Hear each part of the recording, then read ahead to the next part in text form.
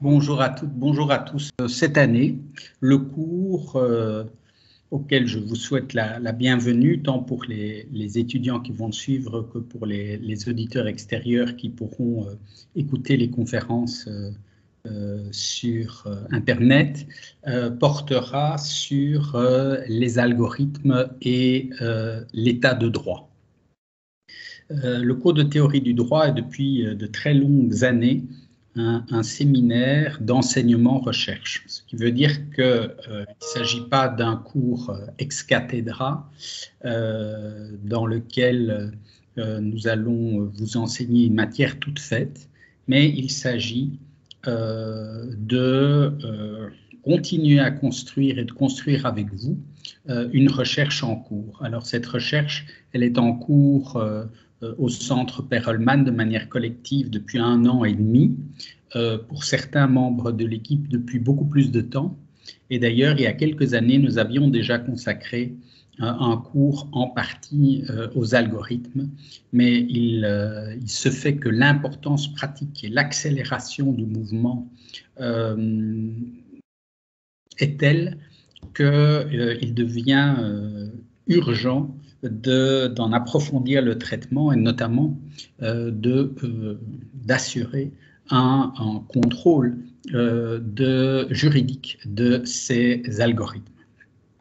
Alors, ce cours suppose donc, va concerner plusieurs groupes. D'abord, l'équipe de recherche du Centre Perelman de philosophie du droit, qui vous fera dans un premier temps, en gros jusqu'à Pâques, des conférences hebdomadaires sur des aspects de la matière et vous donnera également des indications bibliographiques où vous communiquera ses propres publications en cours ou achevées sur les questions traitées.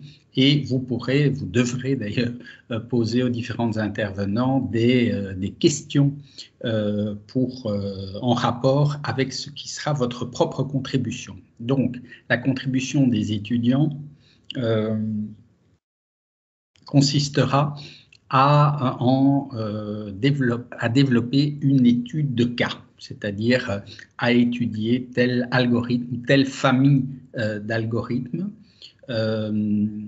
sur le plan des questions juridiques qu'ils posent. Alors, cela ne suppose pas un diplôme d'ingénieur en polytechnique, ni même des connaissances techniques poussées. Il s'agit d'un travail juridique, mais bien entendu, pour ceux d'entre vous qui sont les plus versés dans les questions techniques, vous pourrez mettre à profit vos connaissances et vos intérêts dans le cadre de ces travaux. Et donc, vous pourrez choisir vos groupes et on va vous diviser en une douzaine de groupes et vos sujets de travaux. Tout ça vous est expliqué dans une vidéo qui a été réalisée par Charlie de Rave et Nina Etmanska, que je remercie beaucoup, et qui donc vous explique toutes les étapes de la réalisation de ce travail sur lequel je ne reviens pas maintenant. Regardez d'abord cette vidéo et bien sûr nous répondrons à toutes vos questions. Et puis, donc ces études de cas, bien, vous les présenterez à notre groupe, ensemble, dans 3 séances après Pâques, et nous en discuterons avant que vous ne remettiez donc vos travaux pour le 12 mai de 2022, bien évidemment. Troisième élément, l'équipe encadrante.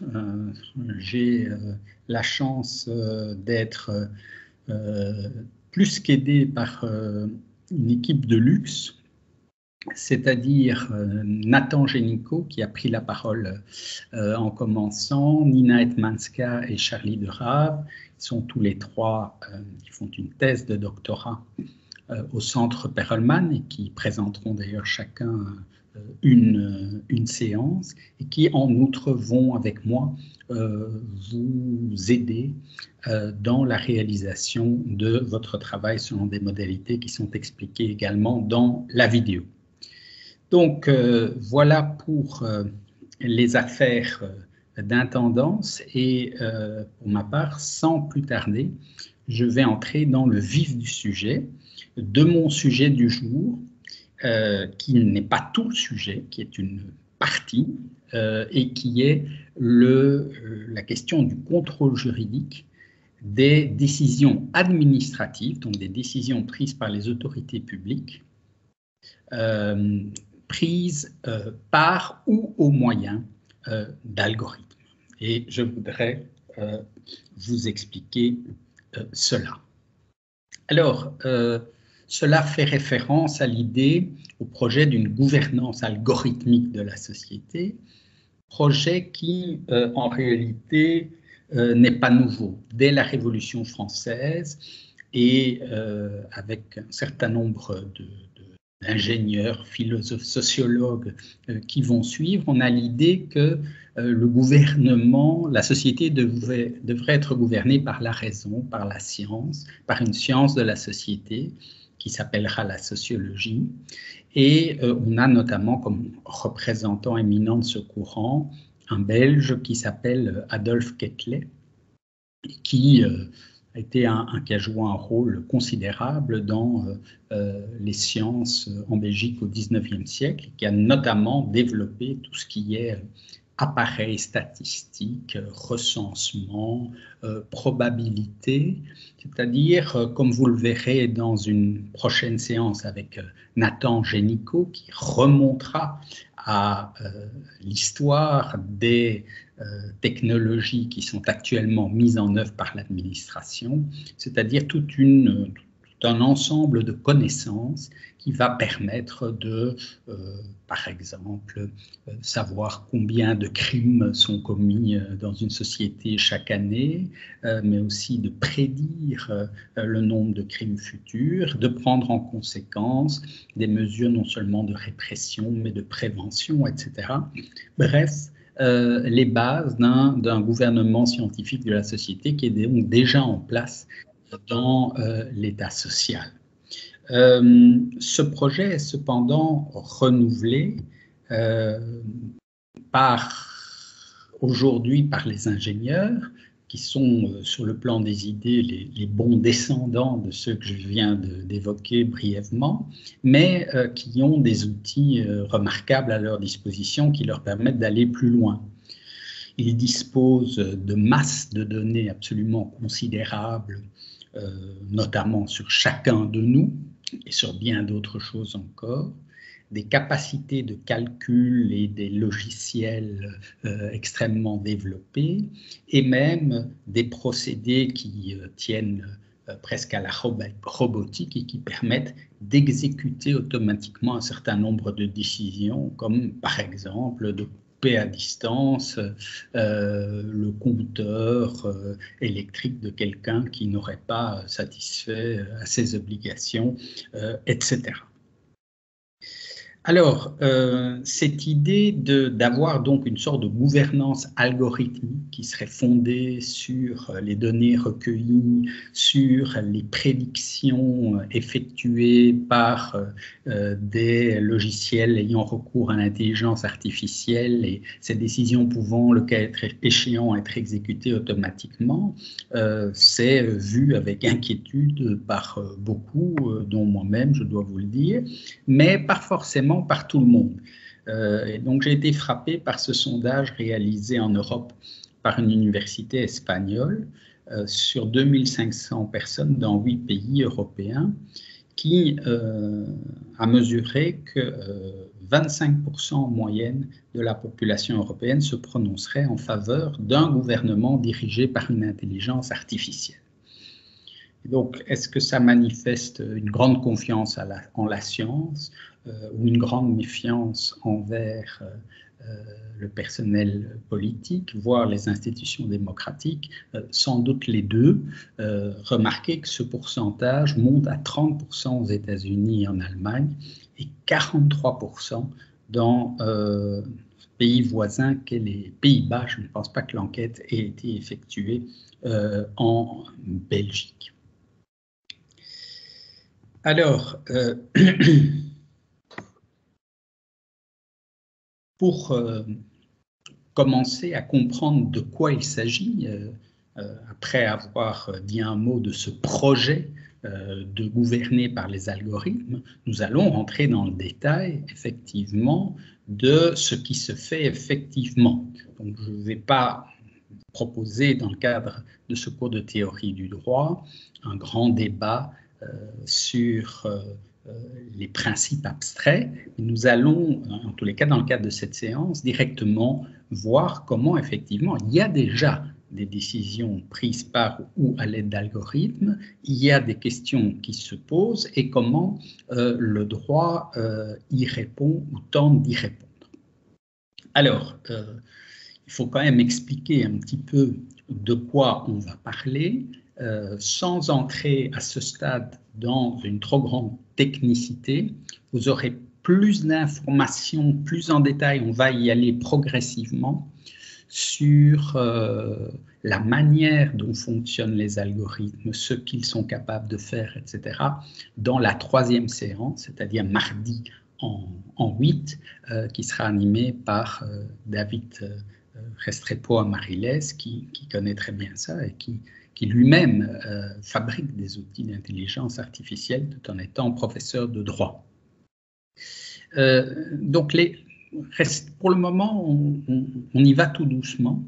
Et l'algorithme qui vient du nom d'un mathématicien persan du 9e siècle, excusez-moi, donc des années 800 et des, c'est une suite d'opérations ou d'instructions qu'il faut réaliser dans un ordre déterminé pour résoudre un problème.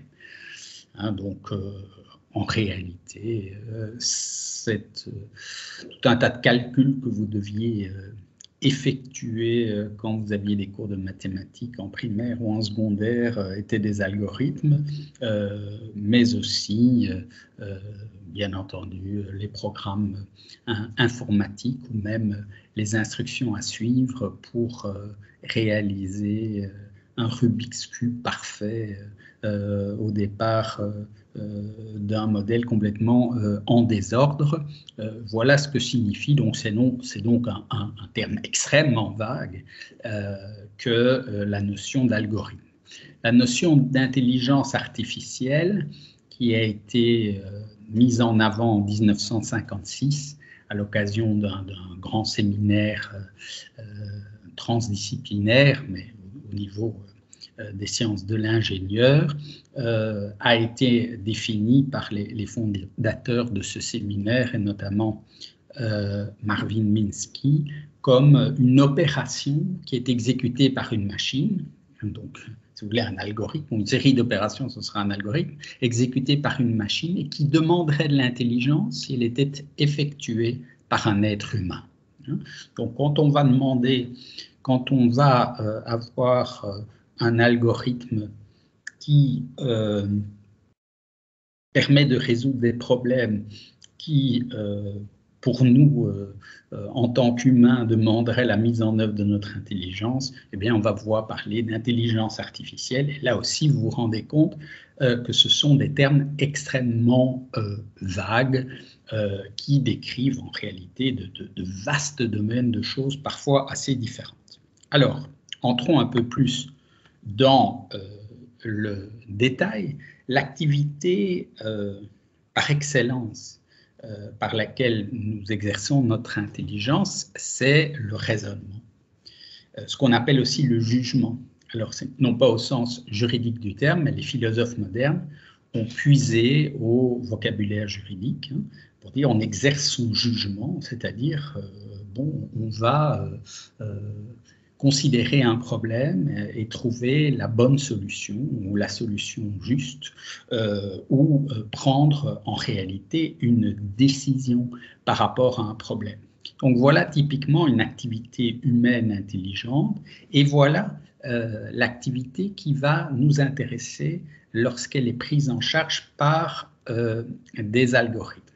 Alors, cette activité de raisonner, elle peut se présenter sous différentes manières. Souvent, on va distinguer trois choses: la prédiction, la recommandation et la décision proprement dite. Donc, que va faire un algorithme? C'est-à-dire, sur base des données passées, des corrélations qu'il établit entre des données, il va établir des prédictions qui sont soit d'ordre général, comme on fait au niveau des statistiques, soit d'ordre tout à fait particulier. Ainsi, par exemple, c'est une affaire célèbre. À un moment donné, des magasins, une grande surface, adressaient des colis prénataux d'initiative à certaines personnes sur la base des achats qu'elles avaient effectués. Tels qu'ils sont enregistrés, notamment quand vous avez une carte de fidélité dans telle ou telle grande surface. Et donc, on s'était rendu compte statistiquement que les femmes enceintes ont tendance à acheter certains produits, certaines crèmes, etc. Et donc, sur base d'une certaine certitude dans la prédiction, une probabilité en tout cas, on avait pris, le service marketing avait pris cette initiative d'adresser un colis cadeau pour immédiatement essayer de fidéliser sur un certain nombre de produits. Vous savez que les couches, par exemple, représentent un budget absolument considérable. Alors, on a eu connaissance de cette affaire célèbre en matière de big data par le fait qu'il y avait un monsieur qui s'était présenté en disant « Je ne comprends absolument pas pourquoi un monsieur d'un certain âge nous avait envoyé ce colis et recevant des explications. » En fait, il était de plus en plus perplexe. On lui expliquait en gros ce que je viens de vous dire. Et en réalité, il se faisait que c'était sa fille qui était enceinte, qui était encore très jeune et il n'était pas au courant. Donc, on voit que ce genre de prédiction suivie d'une action commerciale pouvait causer quelques problèmes, voire quelques invasions dans la vie privée et familiale. Une seconde activité que font les algorithmes, c'est de recommander des choses, et là on est vraiment très, très au courant, quand vous utilisez Spotify ou Netflix, etc., vous voyez qu'en permanence des titres vous sont recommandés. On pense sur la base de vos achats passés que vous aimeriez bien tel ou tel produit futur, et disons que c'est la même chose au niveau d'Amazon, c'est la même chose au niveau de Google, qui tient compte de votre propre historique de navigation pour vous recommander certains sites plutôt que d'autres. D'une certaine manière, c'est le cas de toutes les publicités ciblées. Et puis, vous avez des algorithmes auxquels sont confiés un réel pouvoir de décision.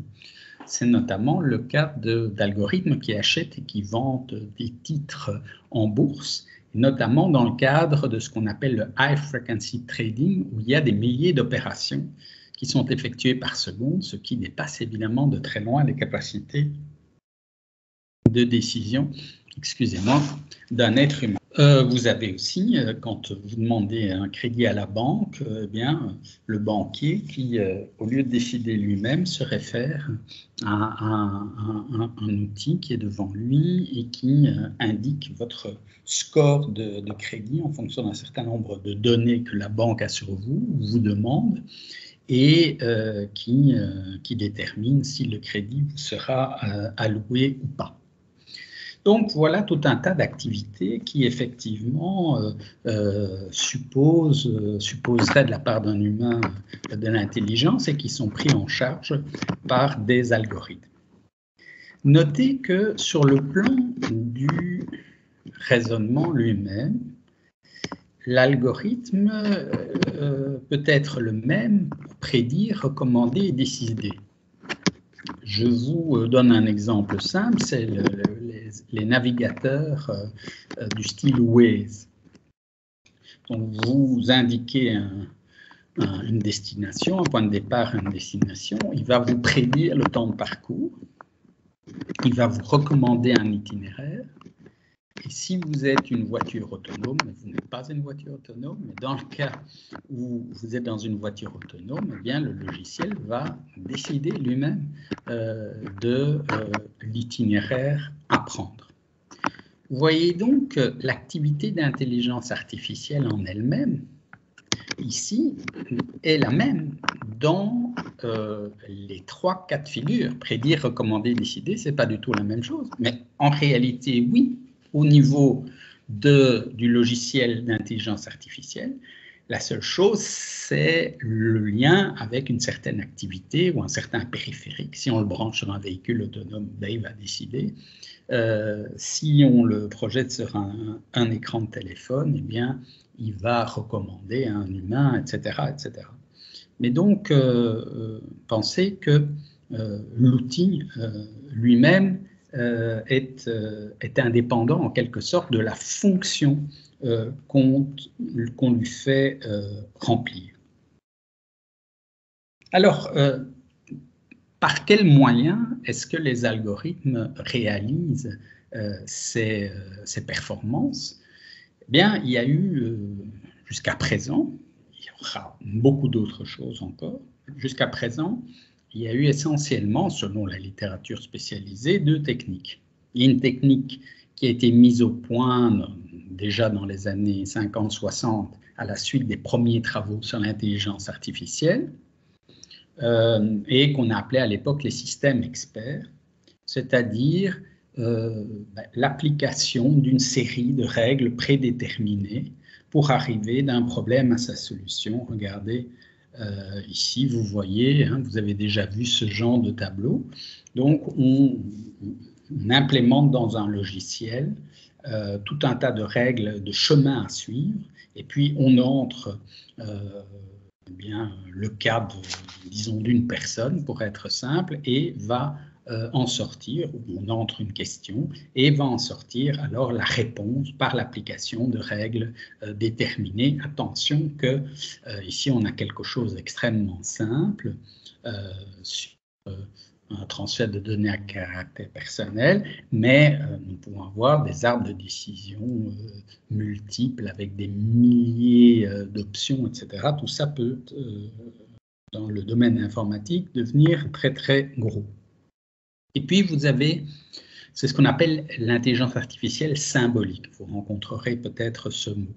Et puis vous avez une deuxième forme d'intelligence artificielle qui est plus récente et qui a été développée sur base des logiciels de reconnaissance d'images et sur lequel on veut s'appuyer maintenant beaucoup, notamment pour faire ce qu'on appelle du deep learning, c'est-à-dire où, au fond, la machine apprend elle-même un certain nombre de choses par le traitement des données qui va lui permettre d'améliorer ses connaissances et donc ses prédictions, recommandations, décisions.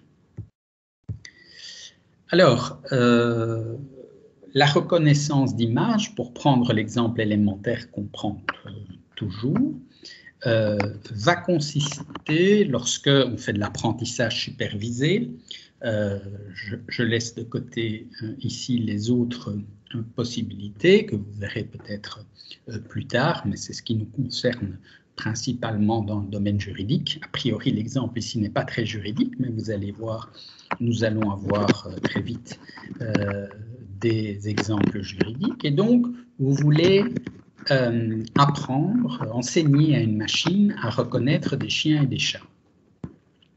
Bon, du coup, vous lui présentez un certain nombre d'images que vous étiquetez. Je donne quelques mots de vocabulaire que vous allez rencontrer très fréquemment, c'est-à-dire vous dites, voilà, cet animal-là, c'est un chat, cet animal-là, c'est un chien, comme sur l'image.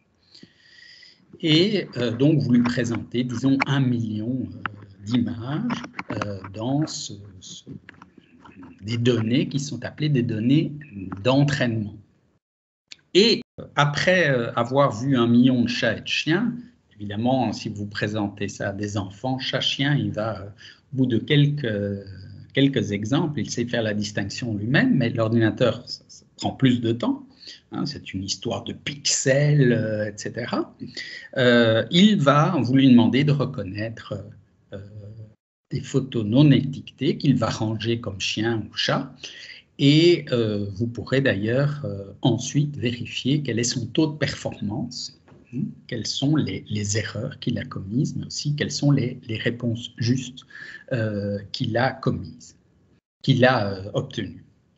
Alors, ce qui est assez intéressant, c'est que donc l'ordinateur, sur base de toutes les images que vous allez lui donner, il va établir ses propres critères pour savoir ce qu'est un chat ou un chien.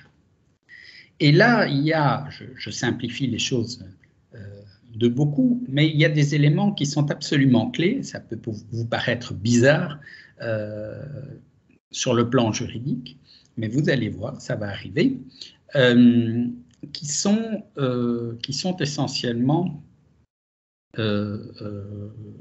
les choses suivantes. On ne sait pas comment l'ordinateur discrimine les chats des chiens. Autrement dit, j'utilise ici un mot sur lequel reviendra beaucoup Nathan Génicaud, mais l'ordinateur va, sur base des millions d'images étiquetées qu'on lui a fournies, et sur base des nouvelles réponses justes qu'il va obtenir, construire un profil de ce qu'il considère comme un chien, ce qu'il considère comme un chat, qui a peut-être, c'est probablement, qui n'a rien à voir avec la manière dont nous faisons ces distinctions. Mais enfin, il peut arriver à un très haut taux de probabilité. Mais finalement, nous ne savons pas très bien comment il distingue les deux. Cela reste dans ce qu'on va appeler la boîte noire. Et donc, finalement, on n'est pas certain des critères de distinction qu'il utilise, même si on peut, encore une fois, mesurer ses performances. Alors, cette intelligence artificielle qu'on va appeler connexionniste, elle connaît de très nombreuses applications. L'imagerie médicale, donc par exemple, aujourd'hui, sont des algorithmes qui vont plus finement que certains êtres humains et plus rapidement pouvoir, et avec un taux d'erreur faible, pouvoir reconnaître des tumeurs qui vont nécessiter le cas échéant un traitement, une intervention chirurgicale. Tout à fait un autre exemple dans le domaine militaire où, là encore, des techniques d'intelligence artificielle vont permettre de rechercher, de déterminer des cibles pour, ce qui est tout à fait contraire au droit international, mais le cas échéant, faire des assassinats ciblés de personnes considérées comme dangereuses ou des ennemis, des terroristes, etc. Et donc, vous voyez que là aussi, il y a, ce sont deux exemples parmi des milliers des applications actuelles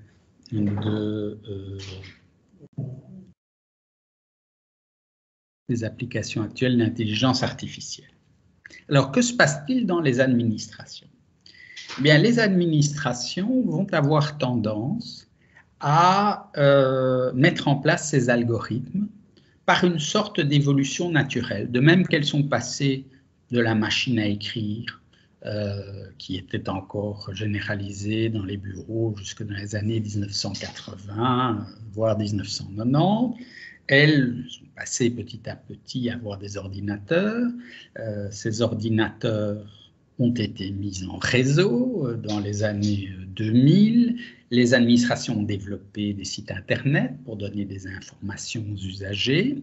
Et puis, on est passé avec le Web 2.0 à des plateformes interactives, non seulement l'usager peut prendre des informations, mais il peut par exemple remplir des documents en ligne, effectuer des demandes de permis de ceci ou de carte de cela.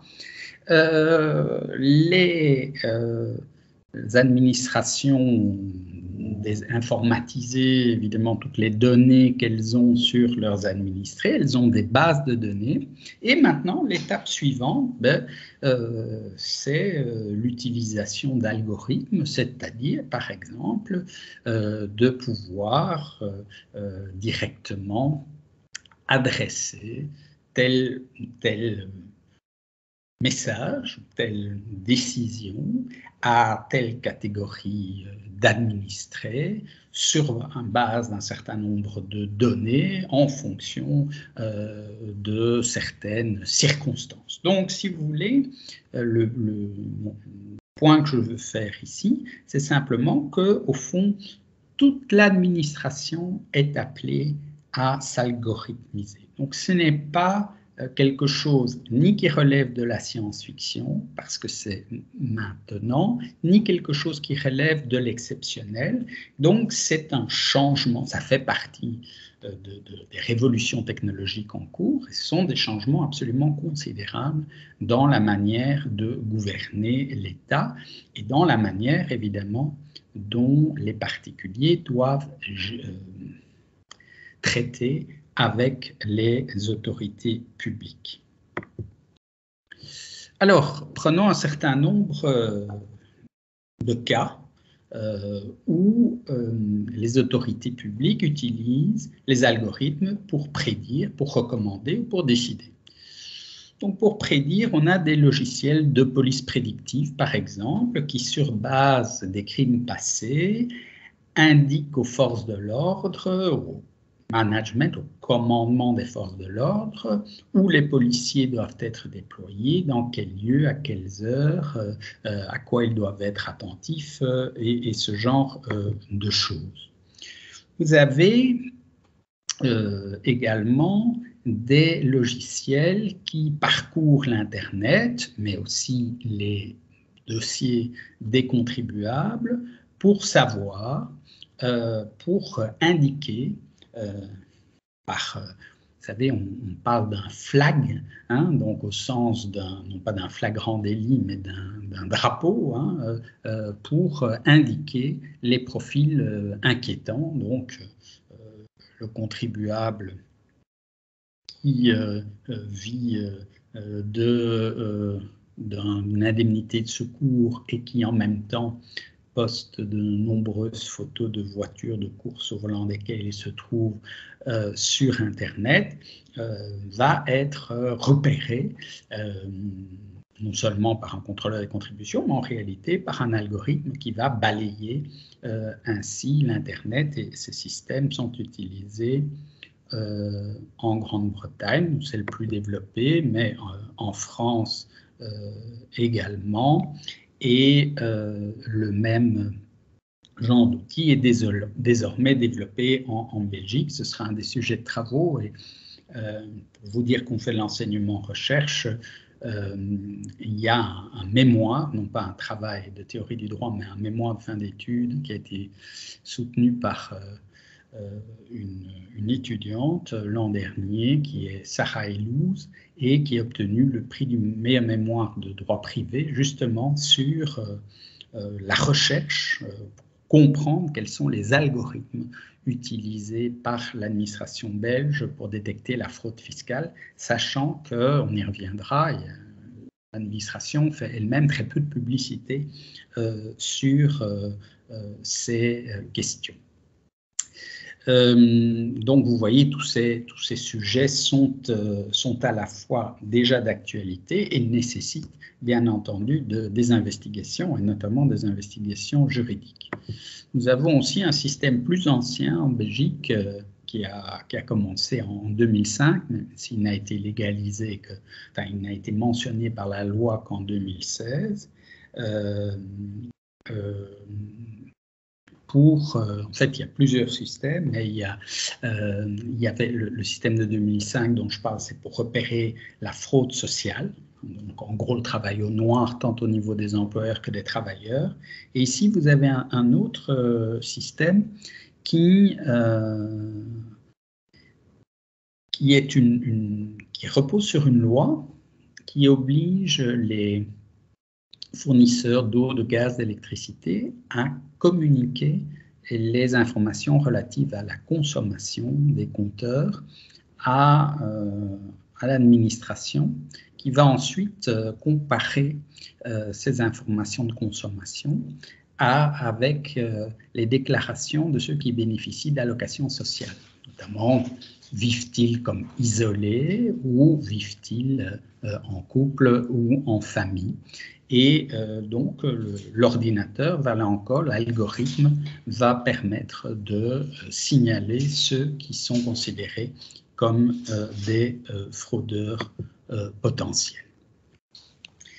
Donc ça, c'est de la prédiction, du signalement, c'est déjà pratiquement de la recommandation. Hein. Vous voyez qu'en matière intellectuelle, il n'y a pas une grande différence entre ces catégories. En matière juridique, bien, c'est pour ça que je n'abandonne pas ces catégories. C'est déjà pratiquement de la recommandation, en fait, adressée aux contrôleurs sociaux, fiscaux,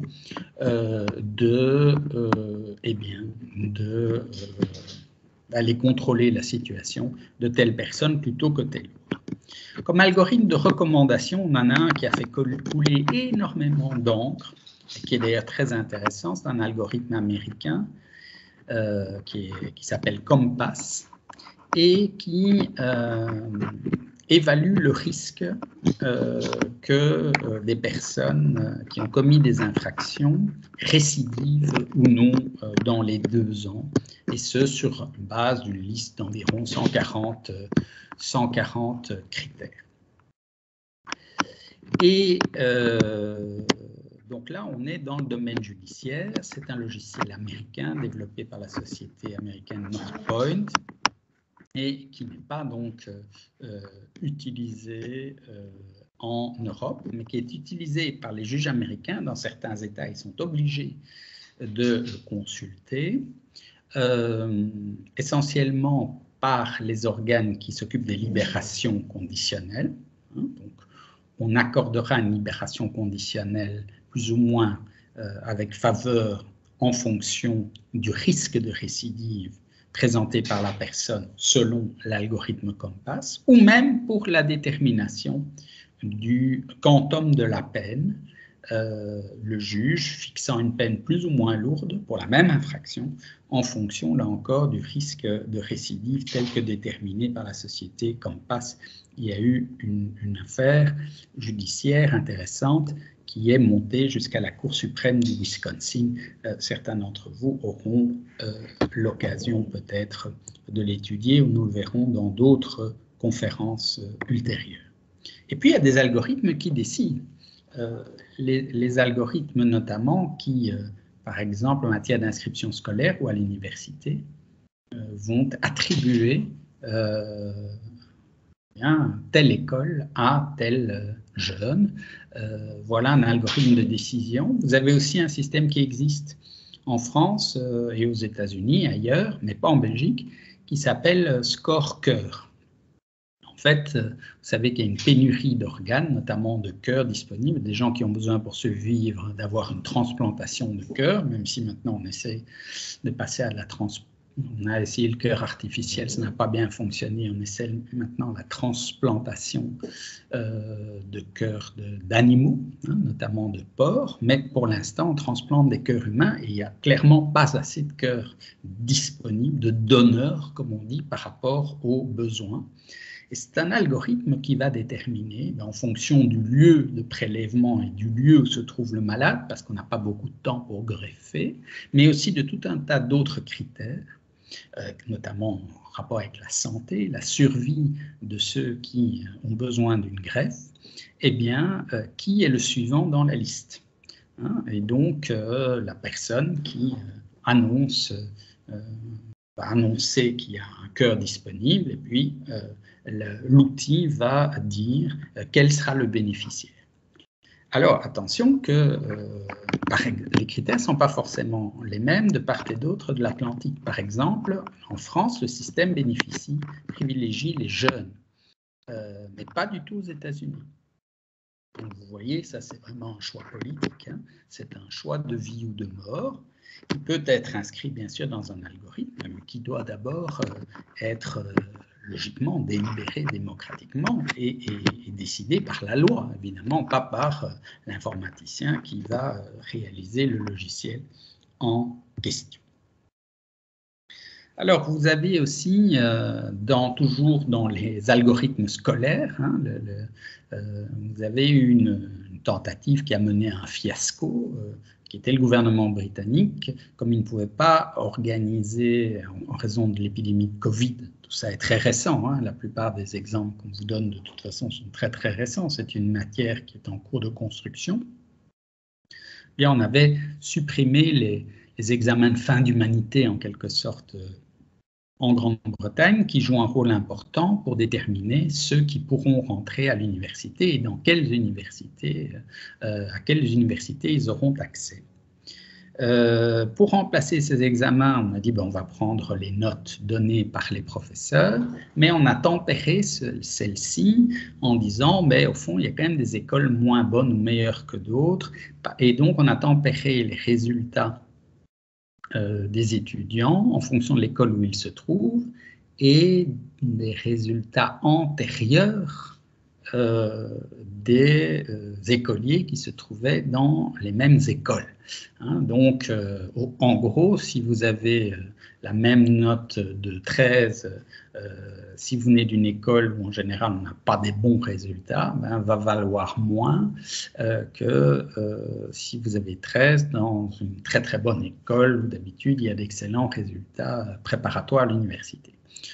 Ça a été considéré à juste titre comme un biais algorithmique qui favorisait les écoliers qui se trouvent dans les écoles les plus favorisées et qui sont également les écoliers les plus riches, puisque ces écoles les plus favorisées, bien qu'on les appelle des public schools en Angleterre, sont en fait des écoles privées. Et donc le système a dû être abandonné.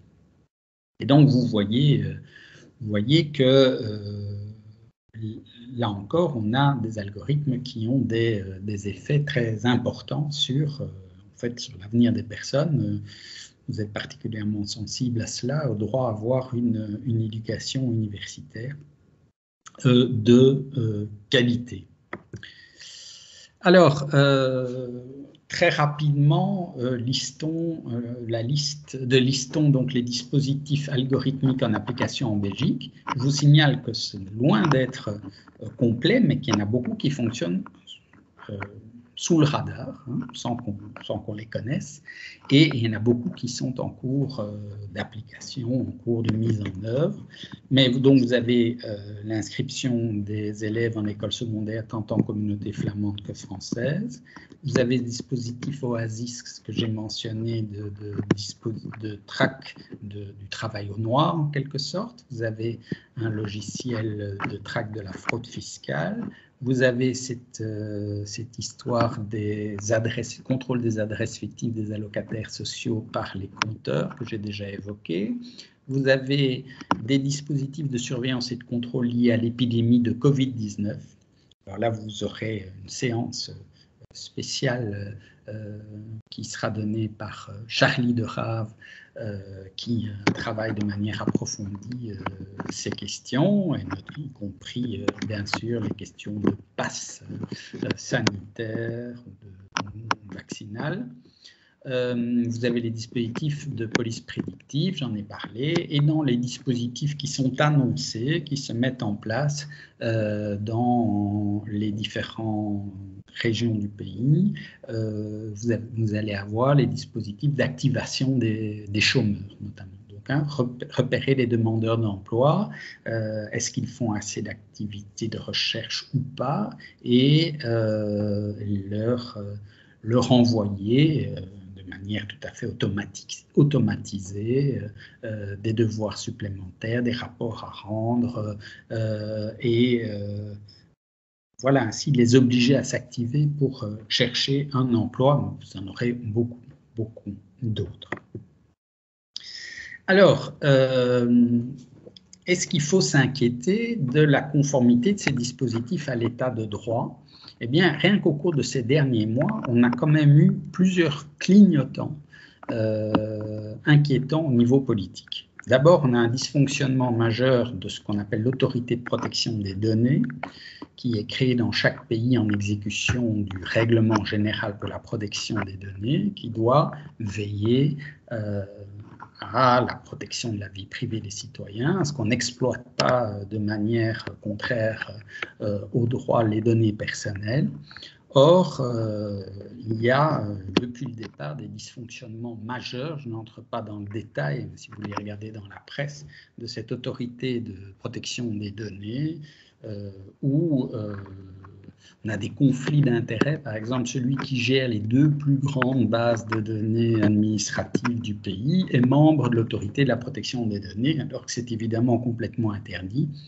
Et il y a d'ailleurs eu une mise en demeure qui a été adressée à la Belgique de se corriger ça pour le 12 janvier. Ça n'a pas été fait. Ce qui a été annoncé, c'est qu'on allait tout à fait recréer une autre autorité de protection des données. Tout ça, en fait, est particulièrement inquiétant. Alors, on a révélé aussi dans la presse ces derniers mois un projet clandestin de croisement de toutes les données relatives aux citoyens auxquels les pouvoirs publics ont accès. Ça peut être le dossier au niveau des services secrets, les données de santé, les données évidemment concernant le domicile, la composition de ménage telles qu'on les trouve dans la commune, etc.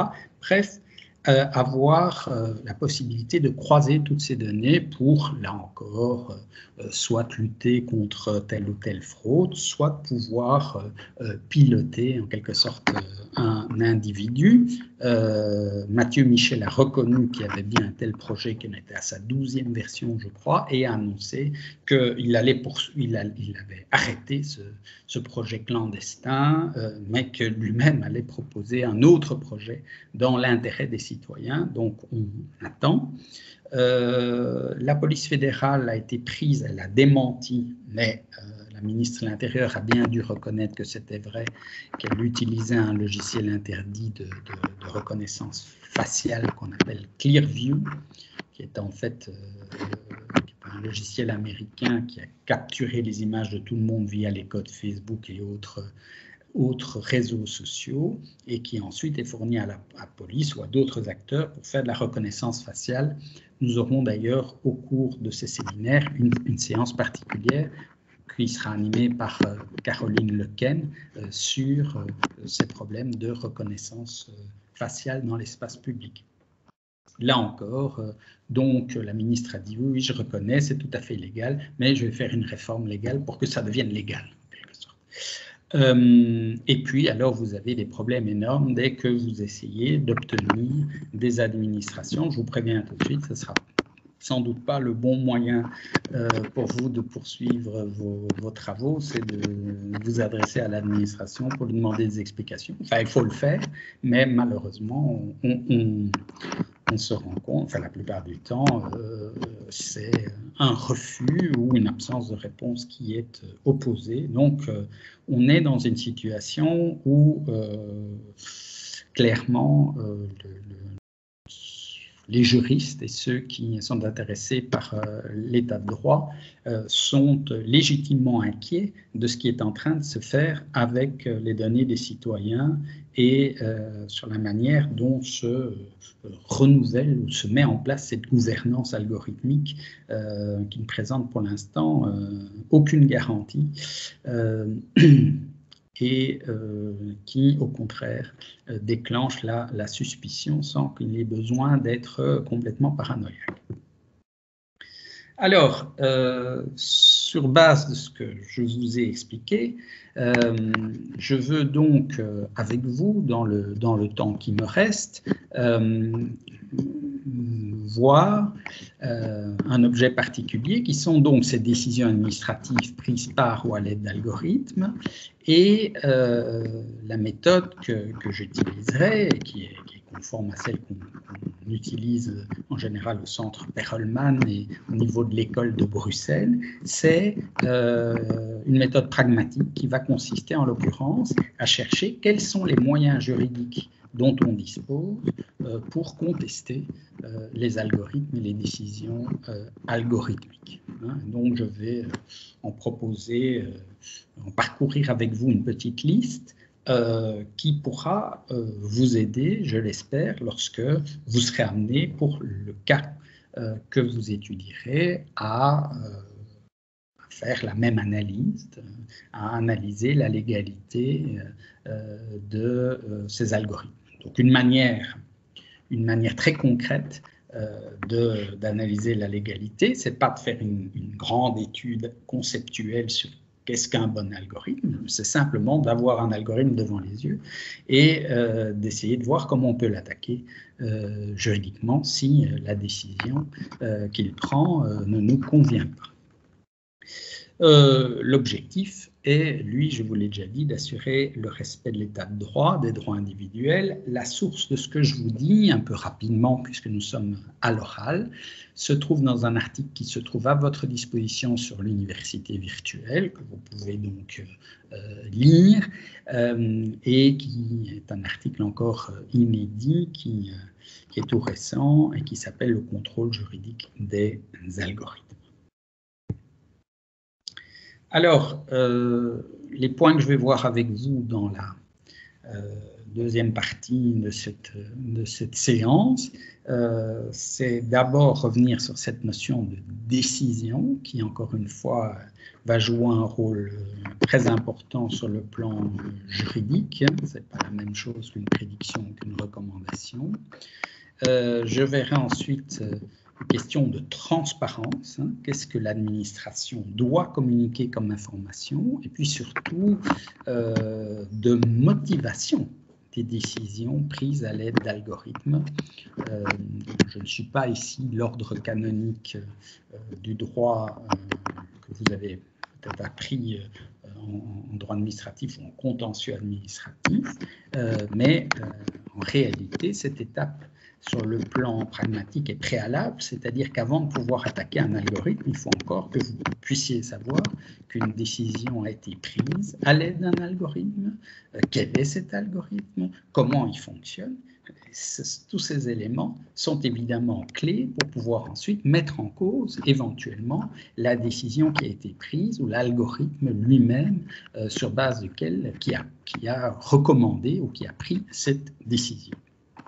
Et ensuite, je verrai certains aspects relatifs à la légalité de la décision ou de l'algorithme. Alors,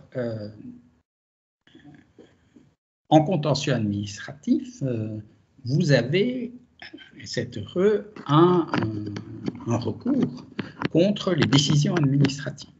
Et donc, lorsque vous avez en droit commun une décision administrative qui modifie la situation, les droits de l'administré, eh bien, il y a un recours.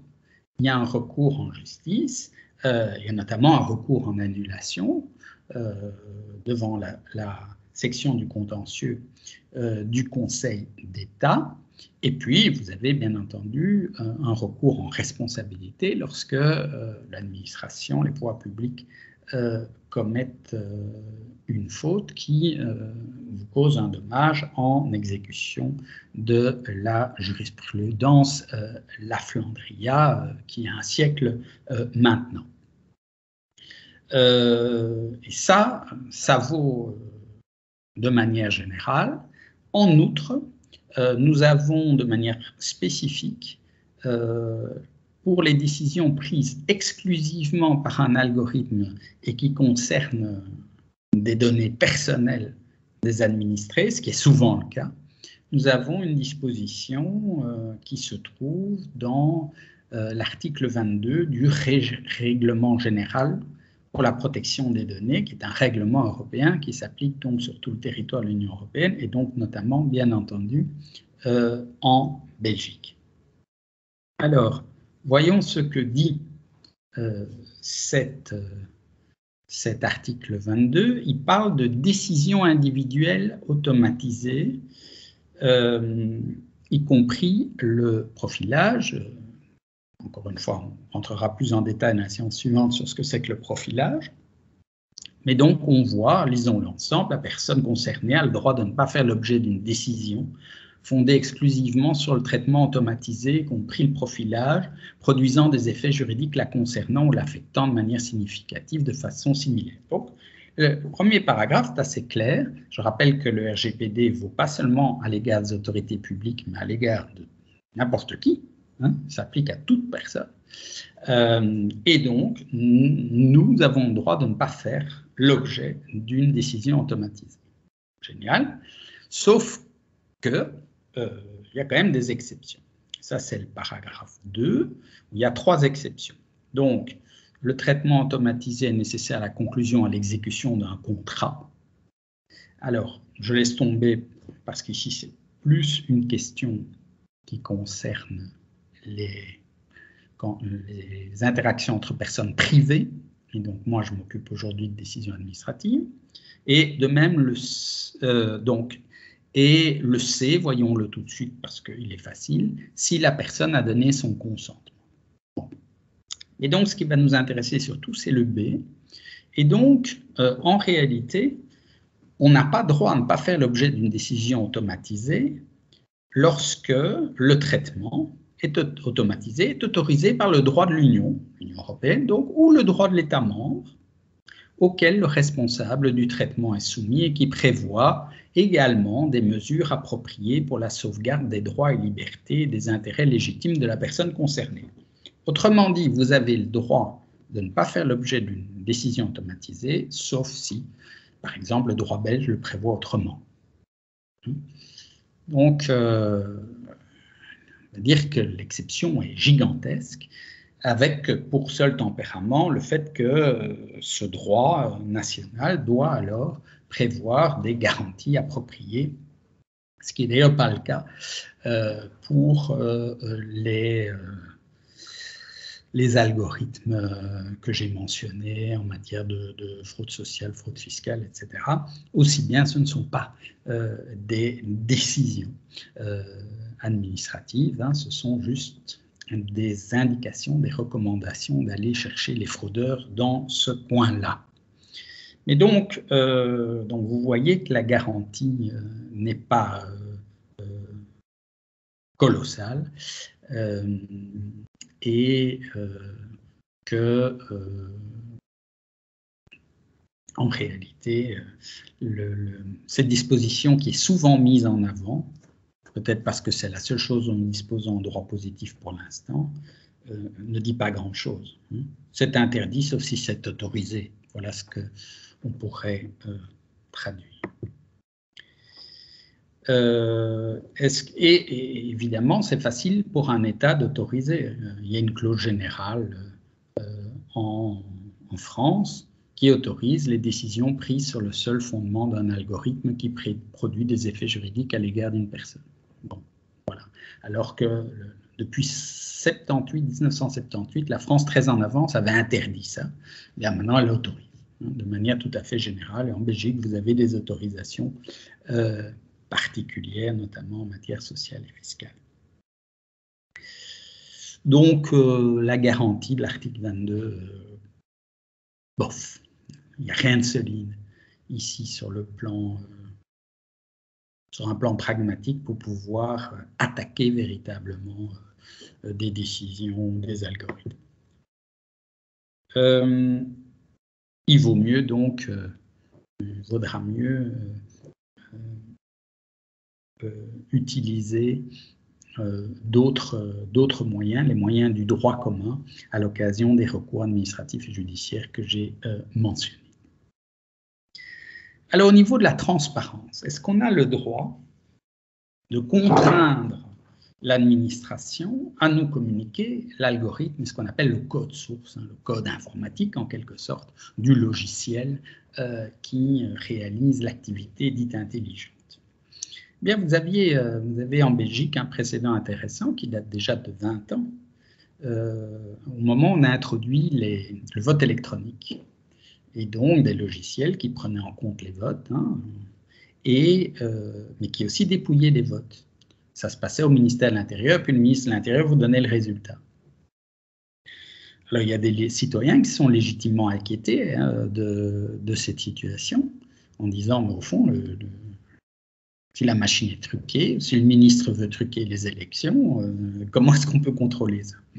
La réponse habituelle en Belgique, la Belgique est une démocratie, est un état de droit, donc ça n'arrive pas, hein, ce qui est évidemment une réponse tout à fait inacceptable, puisque un état de droit, c'est un état qui donne des garanties que le droit soit respecté. Ce n'est pas un État qui se déclare État de droit comme n'importe quelle république bananière ou régime autoritaire ou tyrannique.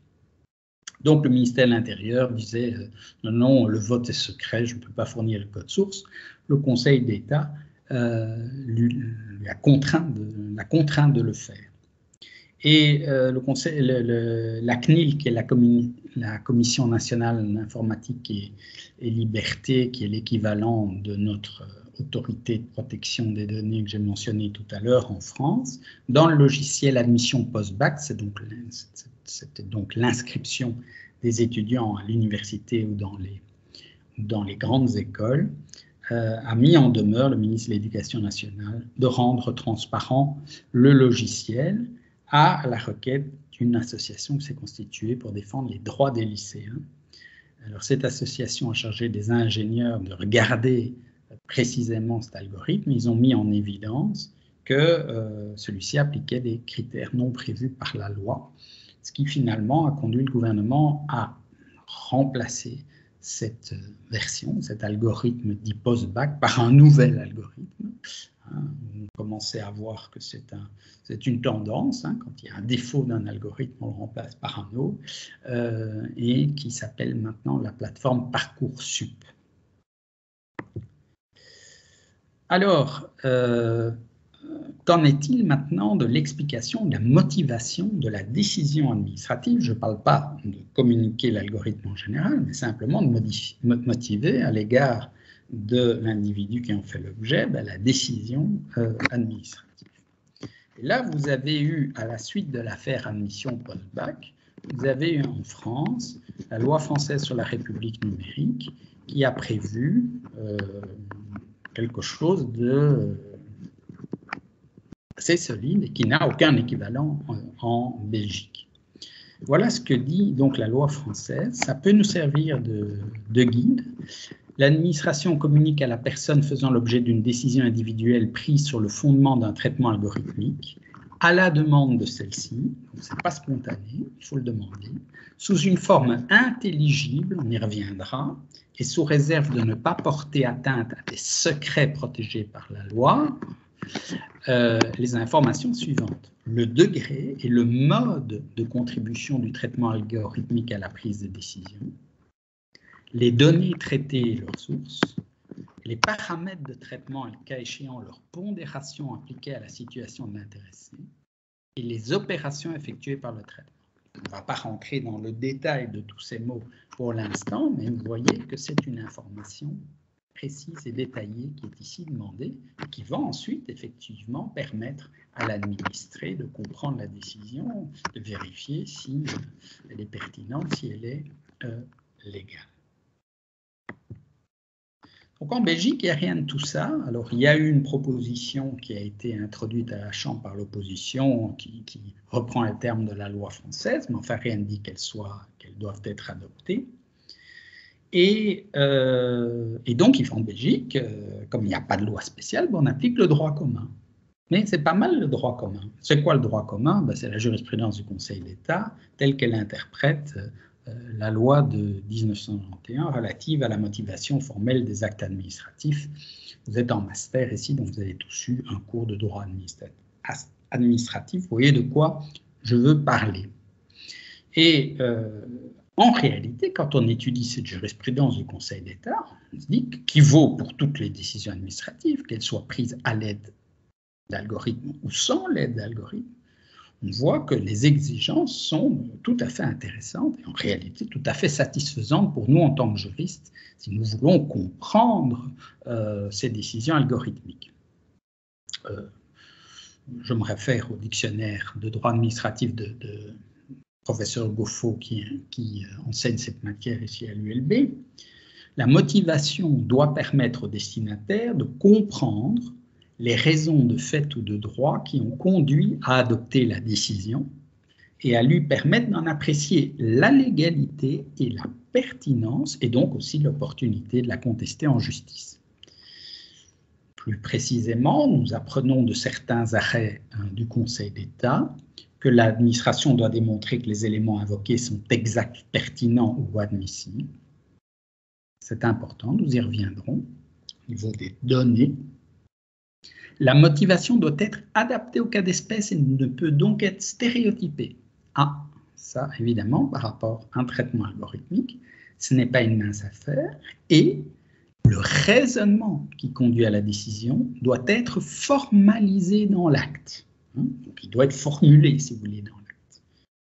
Encore doit-il l'être de manière intelligible, puisque dans une affaire déjà ancienne, en 2004, le Conseil d'État avait pointé dans un obiter dicta, donc une motivation adjacente, mais enfin quand même intéressante, et que je ne vais pas résister à vous citer, que l'administration devait s'exprimer clairement lorsque, en l'occurrence, elle évince un soumissionnaire d'un marché public, donc c'est quelqu'un qui proposait de fournir des services informatiques à l'administration, on lui a préféré quelqu'un d'autre, mais il faut justifier légalement la décision.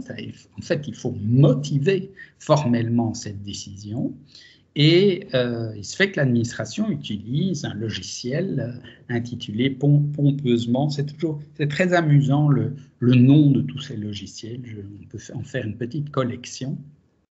Et ici, il s'appelle Decision Lab. C'est un peu comme le laboratoire depuis lequel je vous parle. Et voilà ce que dit le Conseil d'État au niveau de la motivation par référence au logiciel Decision Lab.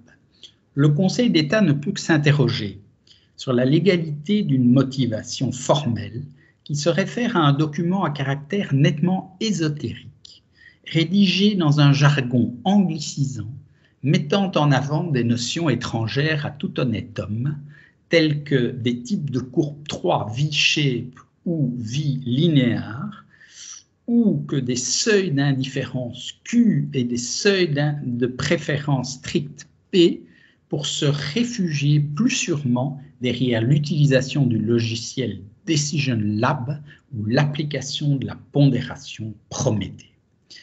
Donc, au-delà du caractère amusant, on voit donc qu'il s'agit pour l'administration de pouvoir fournir cette motivation en langage ordinaire, compréhensible par tout être raisonnable et prudent. Cela est un point qui est à noter. Alors souvent, l'administration, lorsqu'elle prend sa décision, va, de même qu'elle ne veut pas divulguer ses codes sources, elle va essayer de ne pas donner des informations sur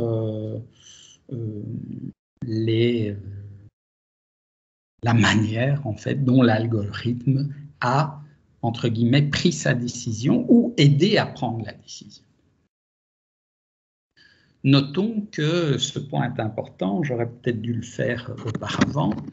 On voit que, attention, ce n'est pas la même chose, si l'algorithme a exclusivement pris la décision, là il y a tout un appareil, il y a l'article 22 du RGPD dont je vous ai dit qu'il ne mène pas à grand-chose, qui s'applique, alors que s'il s'agit d'une décision prise à l'aide d'un algorithme, là il n'y a pas de mesure spécifique. Mais tout dépend, bien entendu, de la manière dont on entend une décision prise à l'aide d'un algorithme. Si vous avez un fonctionnaire qui doit prendre 10 000 décisions par jour et qui en fait se borne à valider les 10 000 décisions prises par l'algorithme, eh bien, ce n'est pas une décision exclusivement algorithmique, mais il se fait que pour motiver cette décision, ben, il ne peut pas dire juste seulement « j'ai pris cette décision parce qu'elle m'a été soufflée par l'algorithme ».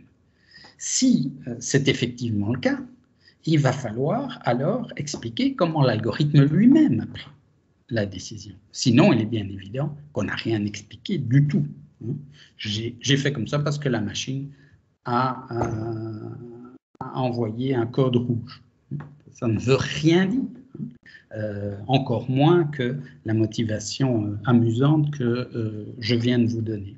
Et donc, vous voyez que par le biais de la motivation, vous pouvez viser non seulement les décisions soi-disant prises par des algorithmes, qui sont en fait très rares, mais aussi les décisions prises à l'aide d'algorithmes, dès lors qu'en réalité, il n'y a pas un nouvel examen approfondi du cas par un fonctionnaire et qu'il s'agit d'un simple entérinement ou que le fonctionnaire se rallie en quelque sorte au motif ou à la décision de l'algorithme, auquel cas, évidemment, il fait sien les motifs de l'algorithme et c'est ces motifs-là qui doivent être communiqués. Donc, je vous laisse réfléchir à ce point, mais c'est évidemment un élément clé par rapport au contentieux administratif à engager. Alors, souvent, je vous le disais, l'autorité publique va quand même refuser d'expliquer ce qui se passe au niveau de l'algorithme. Soit on va opposer le secret du vote, ou alors plus généralement, on va avoir tout un tas de cas dans lesquels eh bien, l'autorité publique va dire je ne veux pas en fait révéler l'algorithme car cela donnerait des informations aux administrés que je ne veux pas leur donner. Si je disais comment l'algorithme repère les fraudeurs fiscaux, ben les fraudeurs pourraient ruser. Pareil pour les fraudeurs sociaux. De même, la police de Durham en Angleterre a refusé de communiquer l'algorithme par lequel elle sélectionnait les gens, les détenus qui allaient pouvoir suivre un programme de réinsertion. Donc, c'est un algorithme qui décide, mais on ne veut pas communiquer sur l'algorithme parce que sinon, des gens pourraient ruser avec l'algorithme. Bon, cette justification me laisse extrêmement perplexe. Je rappelle que l'axiome fondateur du droit moderne, c'est la publicité. Donc, on ne peut pas garder les choses secrètes pour quelque sorte maintenir dans l'ignorance les citoyens pour que les citoyens ne puissent pas prendre leurs précautions et aligner leur action sur les règles de l'administration. Alors c'est comme on disait, il ne faudrait pas des règles de droit fiscal parce que sinon les contribuables pourraient savoir comment les contourner. C'est le même problème. Il est bien évident que dans notre système, l'administration ne peut pas tromper, ne peut pas dissimuler, elle doit jouer carte sur table. Donc cet argument est particulièrement mauvais, mais très très très souvent exploité. Deuxième argument, l'administration dit « j'aimerais bien vous communiquer les données du logiciel, mais je ne peux pas parce qu'il se fait que ce logiciel n'est pas ma propriété intellectuelle. Il appartient à la compagnie privée qui l'a mise au point. » Donc la plupart des algorithmes utilisés par les États, aussi par les petits États, par des régions, par des communes, etc.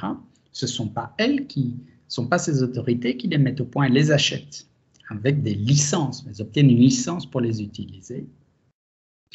Et ensuite, elle dit, je ne peux pas vous dire ce qu'il y a dans l'algorithme parce que j'en sais rien. C'est notamment le cas, ça a été utilisé cet argument par la Cour suprême du Wisconsin, je vous mentionnais cette affaire, dans l'affaire Compass, pour dire que le détenu qui s'était fait solidement condamner parce qu'il aurait eu un risque de récidive important, eh bien, ce détenu ne pouvait pas avoir accès au fonctionnement du logiciel parce que celui-ci appartient à la société Northpoint. La jurisprudence semble un peu divisée sur ce point aux États-Unis, mais en Europe, c'est très clair. Chez nous, c'est très clair. Il y a une obligation pour l'administration de motiver ses décisions. Et bien entendu que l'administration ne peut pas s'exonérer de cette obligation en invoquant les liens d'un contrat qu'elle a elle-même conclu avec un tiers et qui l'empêcherait de pouvoir révéler à l'administré les raisons de fait et de droit sur lesquelles s'appuie sa décision. Donc cet argument, clairement, me semble irrecevable et il devra être combattu dans les actions en justice. Et puis un troisième argument qui est super intéressant, et là on touche un point clé en fait de mon exposé, c'est que en ce qui concerne l'IA connexionniste, vous vous rappelez que je vous ai expliqué ça en début de séance, c'est là où on reconnaît des chiens ou des chats, et je vous ai dit, mais en fait, il y a une boîte noire. On sait que l'ordinateur sait reconnaître des chiens ou des chats, mais on ne sait pas comment il fait. On ne sait pas comment il a profilé les chiens ou les chats. Et donc, ça, vous trouvez énormément dans la littérature, dans la doctrine, surtout la doctrine anglo-saxonne, vous trouvez cette idée qu'en réalité, ce n'est pas possible de motiver complètement, clairement, les raisons pour lesquelles l'algorithme a décidé de vous classer comme chien ou comme chat, comme fraudeur ou comme bénéficiaire d'allocataire ou que sais-je encore. Et donc l'argument est un peu ici de droit naturel. Comme ce n'est pas possible, à l'impossible nul n'est tenu, et donc on ne motive pas. Selon moi, c'est évidemment totalement irrecevable. C'est aux algorithmes et à ceux qui les développent et à ceux qui les mettent en œuvre et à l'administration elle-même de s'adapter aux règles de l'état de droit et pas l'inverse. Si l'algorithme ne peut pas motiver la raison pour laquelle il a pris sa décision, alors, eh bien, l'administration ne peut pas s'appuyer sur cet algorithme pour prendre une décision qui préjudicie, qui affecte les droits des administrés ou leur situation. Il y a d'ailleurs une décision intéressante du Conseil constitutionnel en France, donc c'est l'équivalent de notre Cour constitutionnelle, qui vaut pour les décisions prises exclusivement à l'aide d'algorithmes. Comme je vous le disais, le raisonnement est le même. Le responsable du traitement doit s'assurer de la maîtrise du traitement algorithmique et de ses évolutions afin de pouvoir expliquer en détail et sous une forme intelligible, on y revient, à la personne concernée, la manière dont le traitement a été mis en œuvre à son égard. Vous vous rappelez, c'est la loi en France. Il en résulte que ne peuvent être utilisés comme fondement exclusif d'une décision administrative individuelle des algorithmes susceptibles de réviser eux-mêmes les règles qu'ils appliquent sans le contrôle et la validation du responsable de traitement. Donc on vise ici les algorithmes auto-apprenants, c'est-à-dire, donc dans l'IA connexionniste, au plus vous allez montrer des chats et des chiens ou des tumeurs ou des images ou que sais-je à l'intelligence artificielle, au plus elle va modifier, elle va préciser ces critères de discrimination, restons entre les chats et les chiens, et donc c'est ce qu'on appelle un algorithme qui va auto-apprenant. Dit le Conseil constitutionnel, ça pose un problème, vous ne pouvez pas, parce que vous avez ici des règles qui se modifient, et donc vous n'allez pas pouvoir motiver la décision, vous avez accessoirement un problème d'égalité, d'ailleurs, dans l'application de la loi, et vous avez en plus, dira le Conseil constitutionnel, c'est une décision intéressante, vous avez un problème quant au respect de l'exercice par les autorités constituées de leur pouvoir, puisque, au fond, elles non plus ne savent pas sur quel principe, puisqu'on est dans la boîte noire et que la règle peut se modifier, sur quel principe est prise la décision algorithmique, on a là effectivement une gouvernance qui est faite par les algorithmes, qui n'est plus faite par les êtres humains et les institutions constituées. Et donc, mon point consiste à dire, ben, vous ne pouvez pas utiliser ce type d'IA. Vous vous rendez compte, c'est toute l'IA moderne sur lequel parie énormément. Moi, je dis que dans l'état actuel des choses, tant que vous ne pouvez pas fournir une motivation claire, une explication claire, tant que vous ne pouvez pas rentrer dans la boîte noire, eh bien, vous ne pouvez pas utiliser ces algorithmes à l'appui de décisions administratives si vous ne pouvez pas les motiver autrement.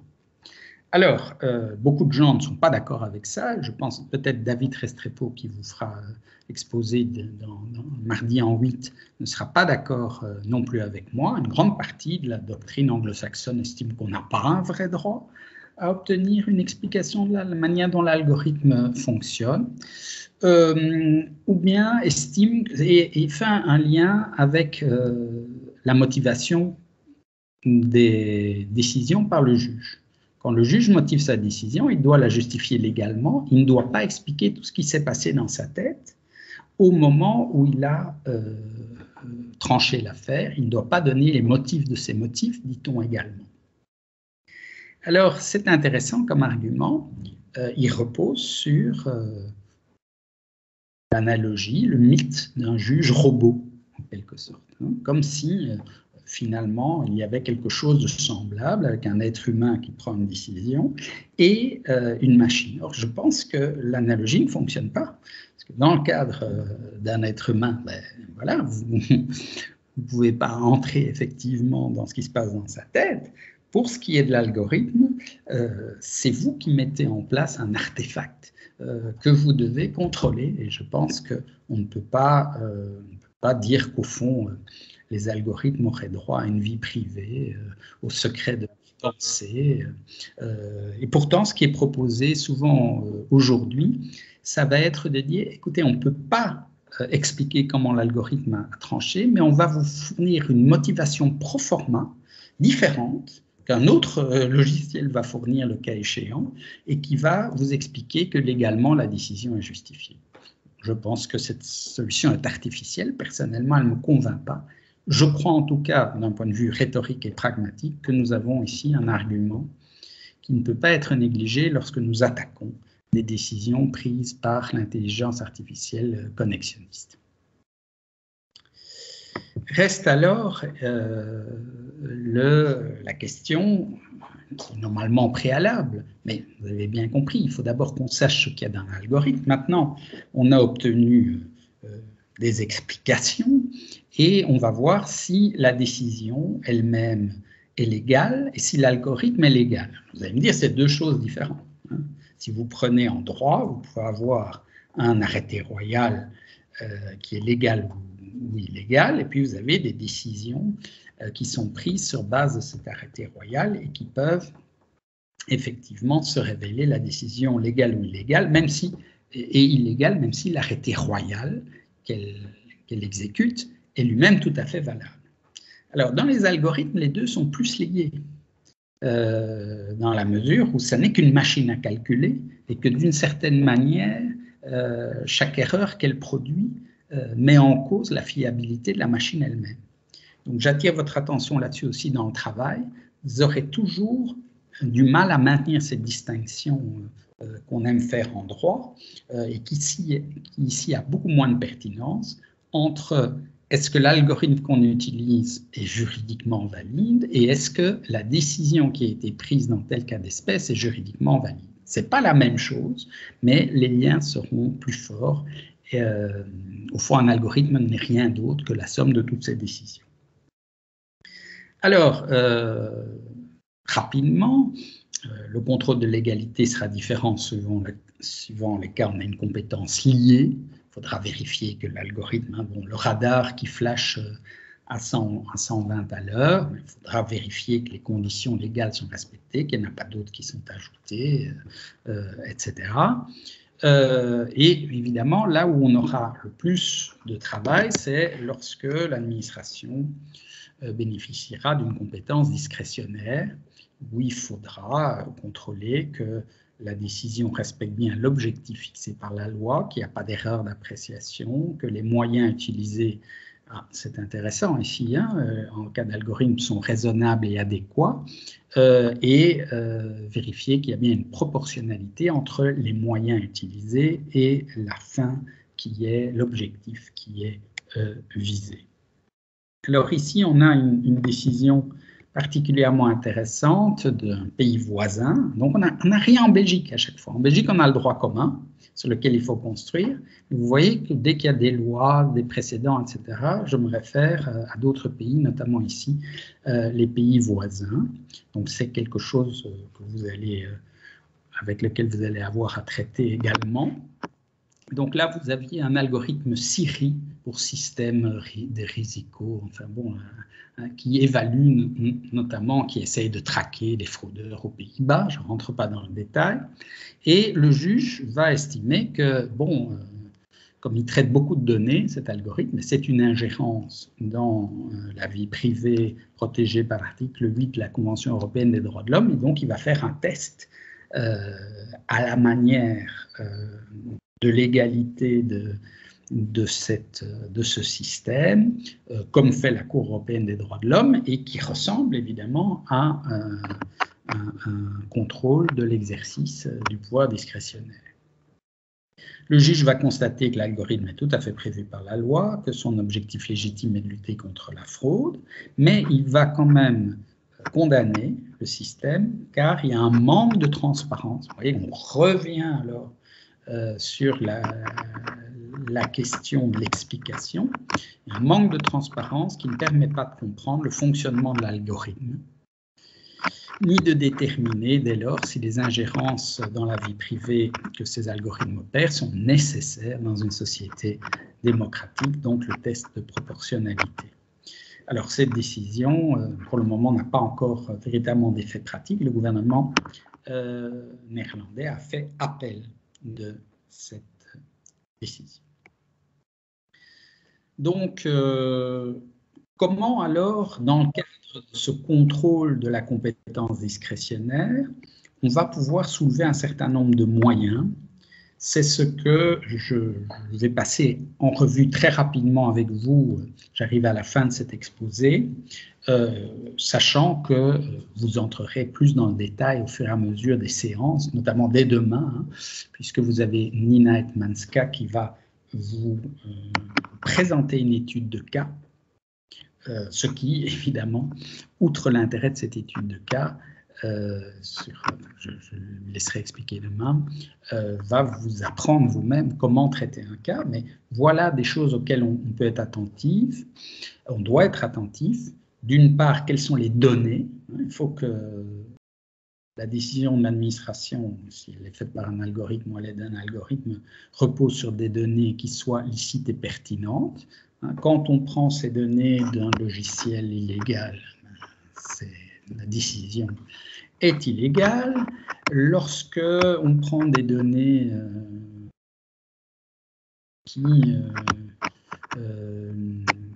ne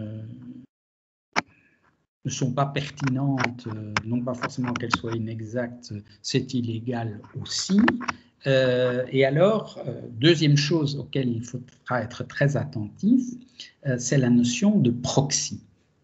Alors, la notion de proxy, c'est une notion que vous allez comprendre, qui est important que vous compreniez dans le cours, mais ça va prendre un tout petit peu de temps pour vous familiariser avec cette notion. Je vais essayer de vous l'expliquer très simplement par deux exemples. Lorsqu'on veut déterminer une chose, par exemple, si une personne qui demande l'asile est mineure ou majeure, ce qui n'entraîne pas les mêmes conséquences juridiques, et que la personne dit « mais j'ai perdu mes papiers, j'ai fait naufrage, enfin, etc. Je n'ai pas mes papiers d'identité », ce qui arrive très souvent. Comment on va déterminer si elle est mineure ou majeure? On n'a pas de registre de l'état civil dans l'état d'accueil, on n'obtiendra pas cette information. Et donc, on va déterminer un proxy. On va dire, ben, je vais déterminer son âge par rapport, par exemple, à la taille de ses os. Et c'est quelque chose qu'on utilise pour voir si on accorde le statut de mineur non accompagné ou pas. Or, on s'est rendu compte que les références sur la taille des os d'un mineur et d'un majeur ont été constituées par des études qui ont été produites aux États-Unis, généralement sur des blancs, dans les années 50. Donc, on peut légitimement s'interroger sur la pertinence de ce proxy, dans la mesure, et il n'est même pas question d'algorithme ici, hein, dans la mesure où il s'agit aujourd'hui de déterminer l'âge de personnes qui viennent d'Afrique ou d'Orient, qui sont nées dans les années 2000 et qui sont d'origine tout à fait différente de ceux sur lesquels on a fait les bases standards. Donc, il y a un problème, si vous voulez, c'est pas la donnée au sens de la taille de l'os de la personne qui pose problème, c'est le référentiel, si vous voulez, par lequel on détermine ensuite que cette personne est mineure ou majeure. Ça peut sembler un point de détail, mais vous vous rendez bien compte que ça détermine en fait toute la politique qu'il y a derrière. Ça ne sert à rien de dire que les mineurs sont protégés si ensuite on décide que en fait, les gens ne sont pas mineurs mais majeurs par référence à des critères qui ne sont pas pertinents. Autre exemple que je puise un autre travail de Nathan Génico, quand vous êtes amené à déterminer si un pays, si dans un État, il y a une bonne sécurité juridique, vous n'aurez pas les mêmes résultats si vous choisissez comme proxy, c'est-à-dire qu'est-ce qui vaut dans notre étude pour la sécurité juridique. Vous pouvez choisir par exemple le taux d'homicide par nombre d'habitants. Vous pouvez aussi choisir la population carcérale par nombre d'habitants. Ce n'est pas parce qu'il y a beaucoup d'homicides qu'il y a beaucoup de gens en prison. Mais vous pouvez aussi choisir le fait que les juridictions sont intraitables sur le principe du respect des contrats dans le cadre du contentieux civil. C'est aussi une notion de la sécurité juridique qui est peut-être à la limite plus proche, celle que nous connaissons dans notre droit, que les deux précédentes, qui visent plutôt la sécurité tout court. Selon le proxy que vous aurez choisi, critères en quelque sorte de mesure que vous aurez choisi, vous n'aurez pas du tout les mêmes résultats pour décider si effectivement tel ou tel État a une bonne ou une mauvaise sécurité juridique. Donc ça, c'est un point assez délicat. Gardez-le pour la bonne bouche, mais ne le négligez pas dans votre étude de cas. Alors, vous avez un troisième élément qui est très intéressant, c'est que les algorithmes, ils procèdent à des choix. Et donc, il faut vérifier si ces choix sont corrects, s'ils sont notamment conformes à celui de la législation. Alors, vous avez par exemple, au niveau des plateformes d'inscription à l'université, Parcoursup en France, ils utilisent un algorithme dit de Gale-Chaplet. Vous avez M. Gale et M. Chaplet, ils ont mis au point leur algorithme en 1962 sur les mariages tables. Alors, c'est un algorithme sur le mariage table. Il faut penser que c'est 1962, mais c'est quand même hyper macho. Comment est-ce que vous pouvez arriver à créer des mariages tables dans une population? Eh bien, vous avez imaginé, c'est presque comme une application Tinder, c'est comme ça qu'on le verrait aujourd'hui, mais c'est les hommes, seulement peuvent choisir les femmes. Les hommes, donc, on voit qu'il y a un certain nombre de dames qui sont disponibles, et alors les hommes les choisissent. Quant aux femmes, elles peuvent refuser quelqu'un, y compris quelqu'un avec qui elles sont déjà en couple, mais elles ne peuvent pas choisir. Donc, si elles refusent, elles se retrouvent dans la catégorie femmes célibataires, elles peuvent être choisies par un autre homme. Et donc, vous voyez que cette application est totalement inégalitaire, mais selon ses promoteurs, elle produit des mariages stables, c'est-à-dire qu'au bout d'un certain moment, il n'y a plus personne qui veut changer. En réalité, il produit ce qu'on appelle aussi des effets élitistes, dans la mesure où, pour dire les choses de manière imagée, les plus beaux hommes se retrouvent à la fin avec les plus belles femmes. Bon. Eh bien, ce système-là, on laisse tomber tout à fait ce côté très problématique sur l'étude de genre et on repasse à l'université. En fait, dans Parcoursup, les étudiants sont les femmes et les universités sont les hommes. Donc, c'est les universités qui choisissent les étudiants qui les intéressent, qui peuvent uniquement refuser, et à ce moment-là, espérer être choisi par une autre université, meilleure ou pas. Et finalement, tout le monde se déclare assez vite content, entre guillemets. Et donc, vous voyez, et l'algorithme produit en fait un effet élitiste, c'est-à-dire que tous ceux qui ont fait les mentions les meilleures dans les meilleures écoles préparatoires se retrouvent évidemment dans les grandes écoles qui sont bien supérieures en France aux universités, etc. Alors, le problème, c'est que le choix de cet algorithme élitiste ne correspond pas, on a du mal à le comprendre, avec ce qu'annonce le législateur lui-même et le gouvernement dans la plateforme Parcoursup, où on nous explique que tout un tas de mesures pour favoriser la mixité sociale. Donc, vous avez une sorte de contradiction là entre l'algorithme qui lui-même est très bien connu, ça fait 60 ans qu'on l'étudie, qui provoque des effets élitistes, et par ailleurs d'autres mesures ou des objectifs annoncés de mixité sociale, de rétablissement de l'équité, etc. Donc vous voyez, là, là ça devient subtil, mais tout ça fait partie d'un contrôle de la légalité de l'algorithme. Puis vous avez évidemment une question de performance. Là, c'est vraiment un domaine fondamental. Vous allez voir, comme pour les chats et les chiens, à la fin, vous voyez le taux de performance. Bon, on lui a présenté 100 nouvelles images. Dans 95 cas, il a bien reconnu qu'il s'agissait d'un chien.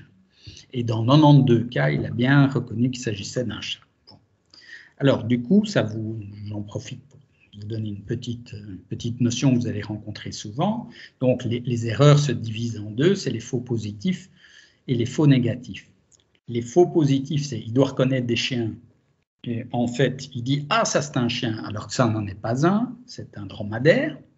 Et le faux négatif, c'est quand il laisse passer une image de chien. Donc c'est vraiment un chien, il ne l'a pas vu. Hein, et donc, ça, vous allez voir ceci souvent. Or, ce qu'on remarque, ce qui me frappe très très fort, c'est que quand vous voyez les performances des algorithmes, on vous explique par exemple que tel algorithme administratif a quand même un taux de 85% de réussite, ce qui est formidable. Alors pour un informaticien, c'est formidable. Mais pour un juriste, il pense tout de suite aux 15%. Imaginez un algorithme qui est appliqué à 1 million de gens. Donc 15% d'1 million de gens, ça fait 150 000 personnes. Ça fait 150 000 personnes qui ont été maltraitées, qui font l'objet d'une décision erronée et donc illégale.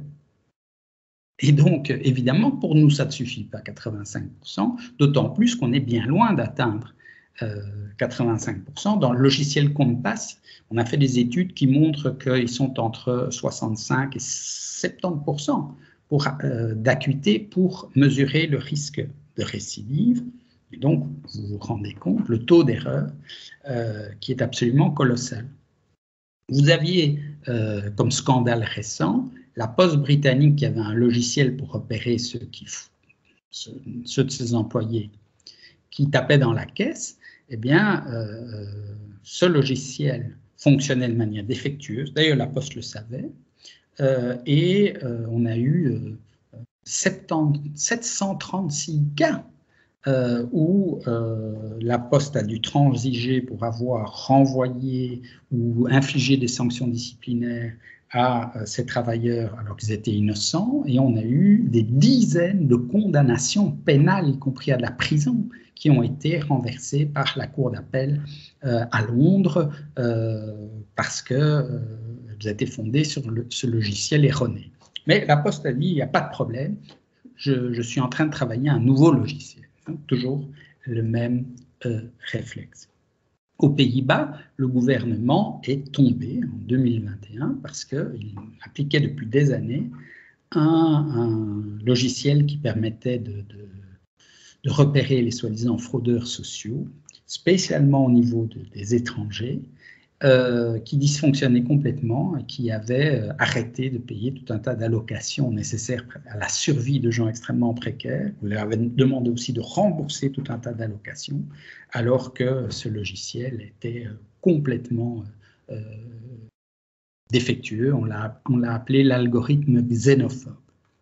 Et puis, alors, vous avez un point qui est toujours soulevé en premier. La littérature ne s'intéresse presque qu'à ce point-là, ce qui, j'ai essayé de vous le montrer dans cette séance, est beaucoup trop réducteur, mais ce qui, bien sûr, ne peut pas du tout être négligé, parce que c'est important, ce sont les discriminations directes et indirectes. L'algorithme Compass, pour revenir encore une fois à lui, on a montré qu'il se montrait beaucoup plus sévère à l'égard des prisonniers noirs que des prisonniers blancs, et puis il y a eu tout un tas de discussions, de chiffres, etc. C'est une matière vraiment fondamentale dans laquelle je n'entre pas parce qu'elle fera l'objet d'un exposé particulier qui sera donné par Isabelle Rorive et Robin Médard d'ici quelques semaines. Le temps est donc venu, non pas de conclure, on est à peine à l'introduction de cette séance, mais de résumer où on en est et de voir vers où on va.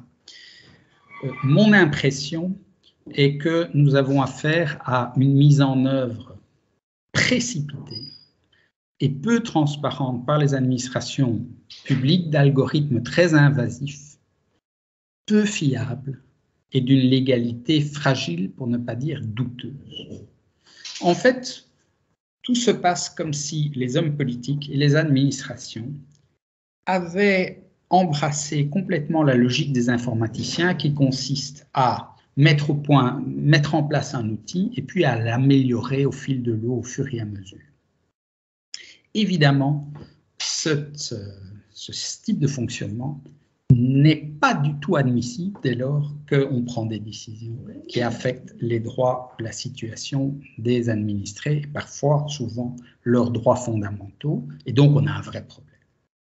Mais la situation actuelle, telle qu'elle est en train de s'accélérer, n'est absolument pas satisfaisante, et c'est pour ça que je crois que l'état actuel de la lutte pour le droit, la lutte pour l'état de droit et la lutte pour le respect des droits des individus doit consister, surtout en Belgique, on n'a pas grand-chose, comme vous avez pu le voir en négatif dans mon exposé, à attaquer, à engager des actions. Alors, ce n'est pas souvent facile, hein, vous avez vu que c'est technique, donc dans le cadre d'associations, dans le cadre des juristes professionnels qui ont un vrai rôle à jouer, dans le cadre des étudiants, pourquoi pas dans des cliniques. C'est un peu, au fond, l'idée des études de cas que vous allez à présent, au fil de ce quadrimestre mener à bien, essayer de trouver justement des moyens de mettre en cause, lorsque ça doit être le cas, des décisions ou des dispositifs algorithmiques.